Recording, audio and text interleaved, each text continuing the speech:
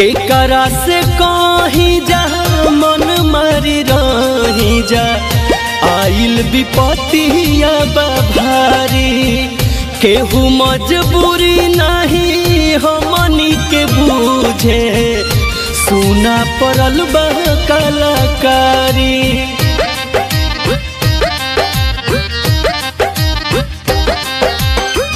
केकरा से कहीं जा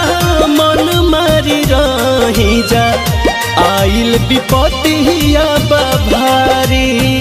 केहू मजबूरी नहीं हमनी के बूझे सुना पड़ल बा कलाकारी। कि लोग डाउन भइल जब से सब बेकार भइल बा लोग डाउन भइल जब से सब बेकार भइल बा कोई बतिया पकड़े ना विचार कतना दुखी कलाकार भइल बा कोई बतिया पकड़े ना विचार कतना दुखी कलाकार भइल बा।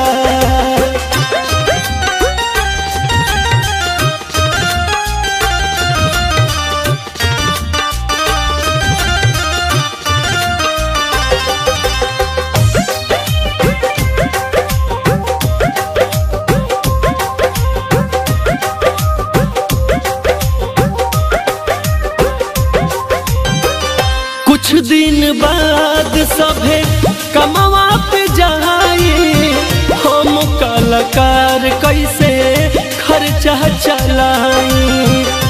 अपन दुख जाके कहाँ सुनाई कुंवर कमल बास थाकी गईले गोहराई।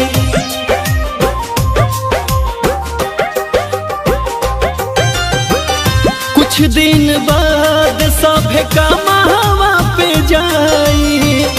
हम कलाकार कैसे खर्चा चलाई अपन दुख जाके कहावा सुनाई कुंवर कमल बास थाकी गईले गोहराई। तो गायक साथ सब सजिंदा लोग लाचार भइल बा गायक साथ सब भयंकर लोग लाचार भइल बा कोई बतिया पकड़े ना विचार कतना दुखी कलाकार भइल बा कोई बतिया पकड़े ना विचार कतना दुखी कलाकार भइल बा।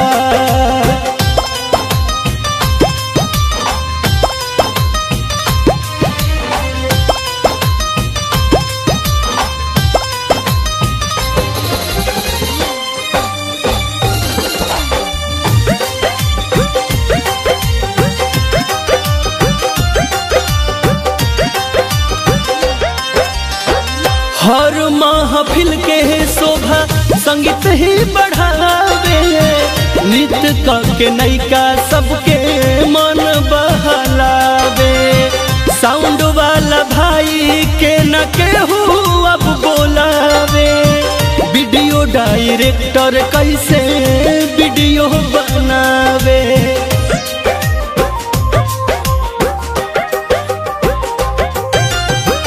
हर महफिल के शोभा संगीत ही बढ़ावे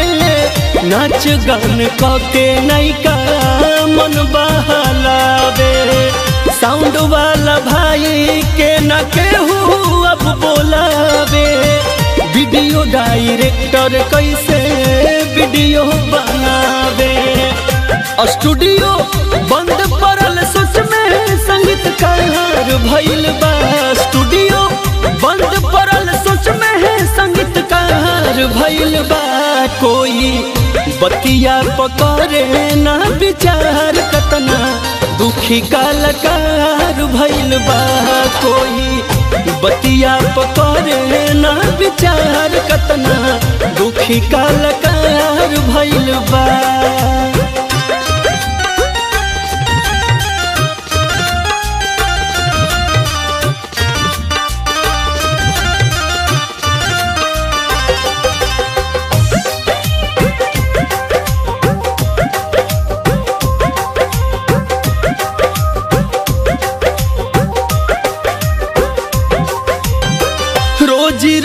गईल सब छूटल गीतकारी पेटवा पहाड़ लागे कहीं कहला चारी आकाश बेला गीतिया लिखे मन मारी गा के सुनावे पीरा दीपक तिवारी।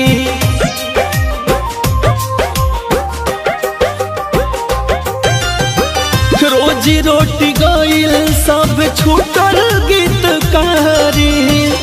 पेटवा पहाड़ लागे कहीं कहला चारी आकाश बेला गीतिया लिखे मन मारी दर्द के रिकॉर्डिंग करे शंकर बिहारी। तो काहे अनहर बहिर आज के सरकार भइल बा काहे